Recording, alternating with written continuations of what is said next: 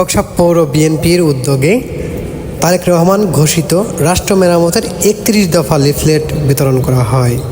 ২৯ October রোজ বুধবার সকাল ১১ ঘটিকার সময় খোকসা বাজার প্রধান সড়কের রাস্তার দুপাশে ব্যবসায়ী, দোকানদার এবং বিভিন্ন শ্রেণী পেশার মানুষের হাতে তারেক রহমান ঘোষিত ৩১ দফা লিফলেট তুলে দেওয়া হয়।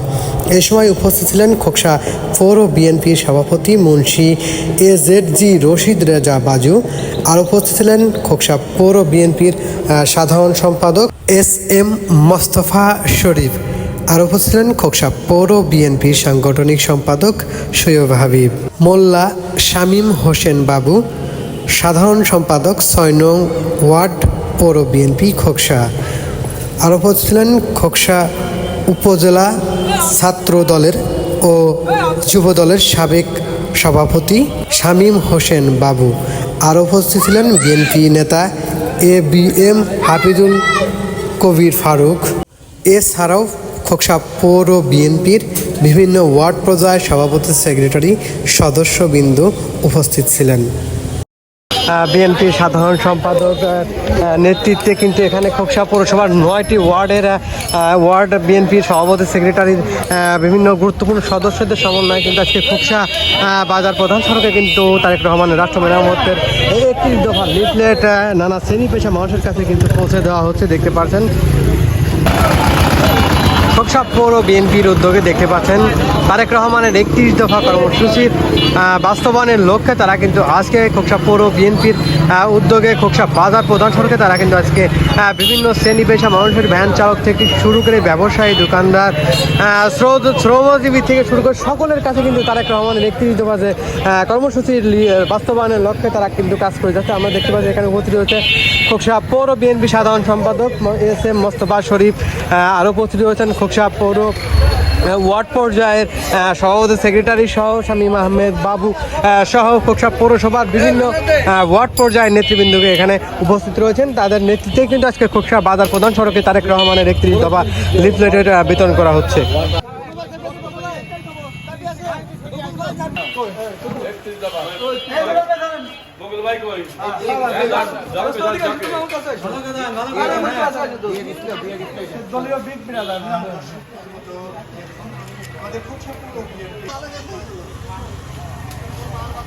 ঠিক আছে ভাই।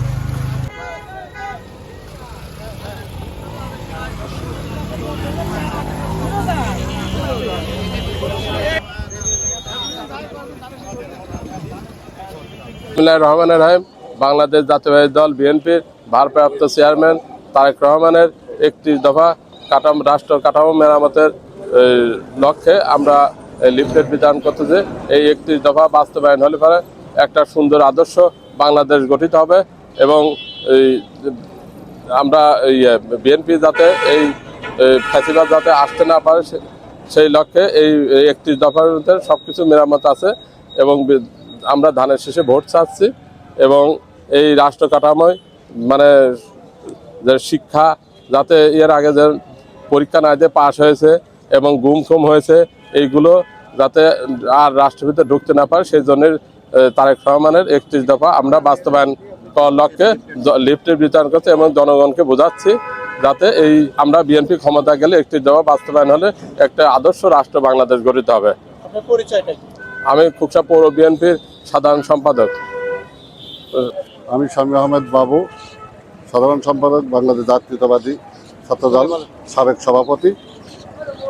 আজকে আমরা খোকসা পৌর বিএনপির পক্ষ থেকে আমরা পৌর বিএনপির এবং অঙ্গ সংগঠনের পক্ষ থেকে শহীদ প্রেসিডেন্ট জিয়াউর রহমানের সুযোগ্য সন্তান, দেশনেত্রী বেগম খালেদা জিয়ার সুযোগ্য সন্তান, আগামী দিনের ভবিষ্যৎ আমাদের রাষ্ট্র পরিচালনার লক্ষ্যে আগামী দিনে খোকসার জনগণ এবং সারা বাংলাদেশের জনগণ যদি বাংলাদেশ জাতীয়তাবাদী দল বিএনপির ভোট দিয়ে জয়যুক্ত করে, সেই জয়যুক্ত করার লক্ষ্যেই আগেই এই রাষ্ট্রটা কিভাবে চলবে, এই রাষ্ট্রটা কিভাবে পরিচালিত হবে, রাষ্ট্র কিভাবে সুন্দরভাবে সবাইকে নিয়ে বাংলাদেশের আরও রাজনৈতিক দল আছে তাদের সাথে আলোচনা করে আমাদের ভারপ্রাপ্ত চেয়ারম্যান, বিএনপির ভারপ্রাপ্ত চেয়ারম্যান জনাব তারেক রহমান যে ৩১ দফা বাংলাদেশের সব জনগণের মধ্যে যে তুলে ধরেছেন, তার মধ্যে এই বাংলাদেশ কিভাবে পরিচালিত হবে, কোনো দুর্নীতি হবে না, রাষ্ট্রের ভিতরে কোনো বৈষম্য থাকবে না,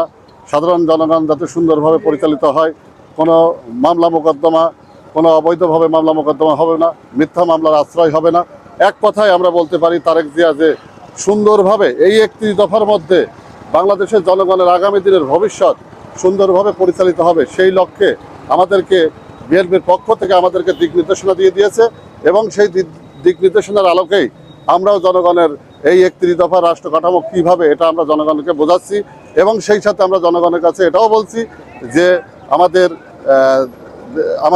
জনাব তারেক রহমান যাতে বিএনপি যাতে জনগণ ভোট দেয় এবং সেই ভোট দিয়ে যাতে আমাদের তারেক রহমান আগামী দিনের রাষ্ট্র পরিচালনার দায়িত্ব নেয়, সেটাও জনগণের বোঝাচ্ছি নিলে এবং আগামী দিনের একদম রাষ্ট্র পরিচালনা সম্পূর্ণভাবে নিরপেক্ষভাবে এই দেশ পরিচালিত হবে। এটাই আমরা লক্ষ্য, এটাই আমাদের আদর্শ, এটাই আমাদের চিন্তাভাবনা এবং আমাদের ভারপ্রাপ্ত চেয়ারম্যান জনাব তারেক রহমানের একই নির্দেশনা। আমরাও সেইভাবে আমরা তার লক্ষ্যে আমরা দিন রাত পরিশ্রম করে যাচ্ছি। ধন্যবাদ।